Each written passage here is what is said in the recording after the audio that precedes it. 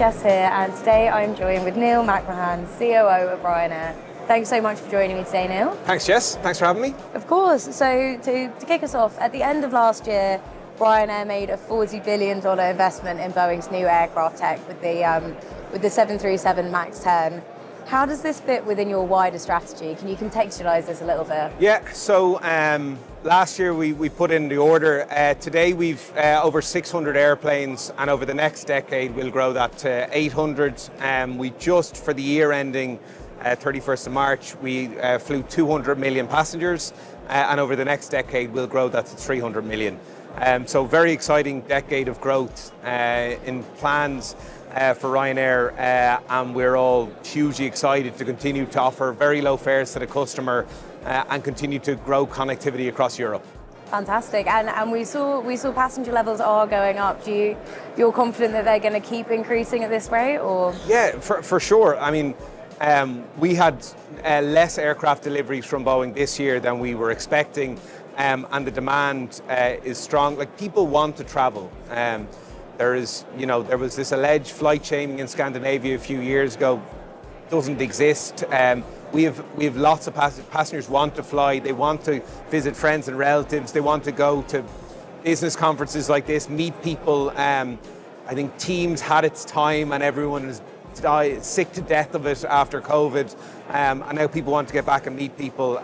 So the demand for air travel will continue to grow over the next decade. So people are tired of the Zoom quizzes. Oh, Jesus. They've had their moment. There's only so many times you can spend watching your family on Zoom on a Friday night. Yeah, love them to bits. As much and all as we all love them, but we've done that. Yeah. Now we want to go meet them, go for a drink or a bite to eat, and see people. There's nothing. And fly cheaply on the way to. And fly very, very cheaply with Ryanair. Fantastic. And then you've also recently began work on a new state-of-the-art hangar in Porto. How do you anticipate this enhancing your MRO capabilities, and how is this going to support the growth that you're talking about? Yeah, so if we look out for the next 10 years, we'll go from 600 aircraft to 800.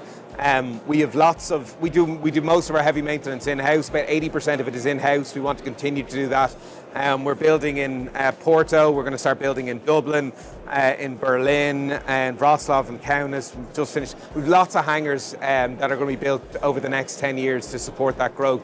Equally, on the pilot training side, we're nearly finished construction of 2 new pilot and cabin crew training centres, one in Krakow and one in Madrid.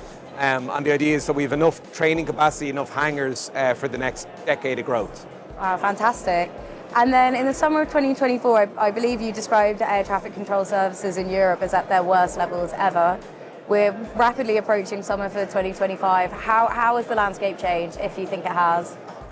I mean, ATC is going to be a shambles again this year. I'd love to say it'll be better, and through our best, through trying to be helpful, trying to push people, trying to publicise it, we've been unsuccessful to get them to hire more. So we take a few countries. Germany has less air traffic controllers than last year. They're the worst in Europe.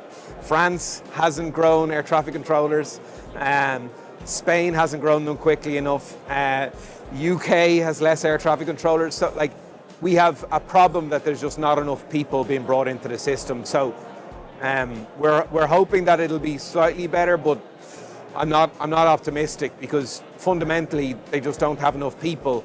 The guys and girls who are working in it are doing their best, but it's up to management to actually fix it with more staff. So it's only a problem that more staff will change. It's not something tech can step into. Over the next 2 years, all you can do is with staff. Fundamentally, there needs to be a redesign of how airspace is managed.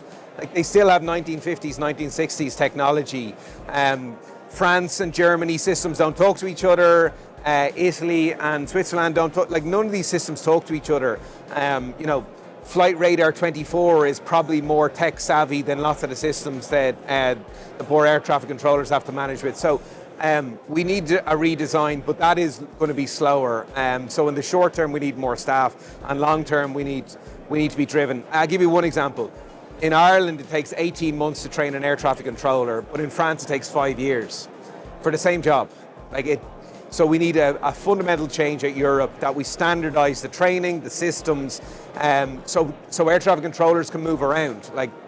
in some countries they don't want any flexibility for air traffic controllers, so they'll never leave. But like try and convince an 18, 20-year-old to get into air traffic control, going, this is your only job for life. We'll grab you and wrap our arms around you. It's not the way the world works anymore. It's a hard sell, especially nowadays. So pilots, cabin crew, engineers, they can move freely once they have the core skills, and we need to have that in air traffic control as well. Okay, so there's a pretty fundamental change, but in the short term, we need more staff. Okay.